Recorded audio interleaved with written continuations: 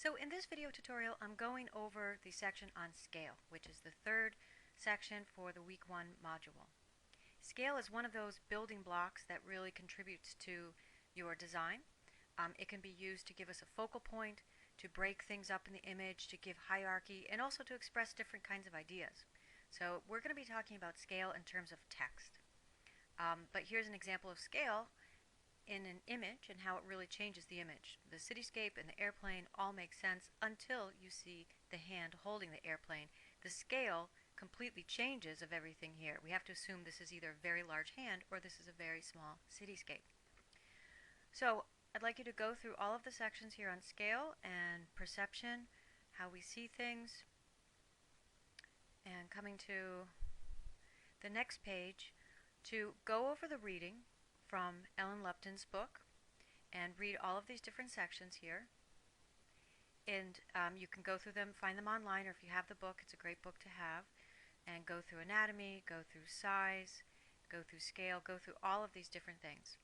Here's an example of what she's talking about where scale is really important. The world is flat. She calls this a type crime. There's no hierarchy. Everything looks the same. What's the most important word? In this example, the world is flat. You can almost read it differently. You can understand the emphasis is on the word world because that is larger. So scale creates contrast. It allows our eye to go right into the main word here, and it also changes the meaning. So back over to where we are. Your homework assignment is going to be 3 different versions of the same project, and you're going to do them with different artboards. But I want you to find 6 different word opposites. So for example, outside, inside, go, come, full, empty, outside, inside is repeated here, more, less. So you're going to create something like this. Each one of these should have a different word opposite, and then you're going to do this 3 different times. You can keep practicing and keep pushing yourself and try to come up with different kinds of variations. So once you've found the word opposite, what you're trying to do is to play with scale to express something about the words. So not only do we look at the words and we read them, but we're also visualizing what they mean. I have this also just kind of an outline attached as a PDF here, scale practice, and that goes through like the basic steps that you need to go through for this practice, but I'm also going to go through it in the video tutorial. You're going to create 3 artboards. Each one will be 11 by 8.5 inches. On each artboard, you're going to create 6 3 by 3 inch squares. So this is just one artboard. And then, as I said, you're going to use the word opposites and use scale and rotation and transform to try to make the words start to look more like an image of what they are. So this one is more, and you can see there's lots and lots and lots of it. And then you're going to do it again on another artboard, the same word sets. So in this, I would expect to find 3 different examples of full and empty. Okay, so let's just get this started in Illustrator. I'm going to go over to Illustrator and click on New. And I already have it set up for my last one, 11 by 8.5, but this time I only want 3 artboards. And I'm going to click on Create.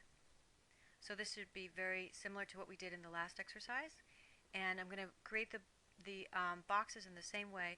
So what I'm going to skip over in this video tutorial is setting up your rulers and your guides. I'd still like you to do that. So if you don't remember how to do that, check out the last video tutorial from the last section on symmetry and asymmetry. So open up your rulers, set up your guides, and figure out the spacing that you would need to have equal spacing between all of your boxes. So I have my rectangle tool selected.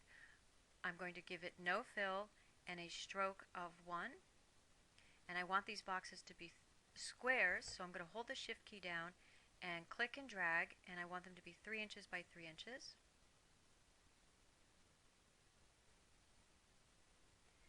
Okay, and as I went over in the last video tutorial, if I didn't get it exactly the correct size, I can go up to here and I can change that so it's exactly 3 by 3.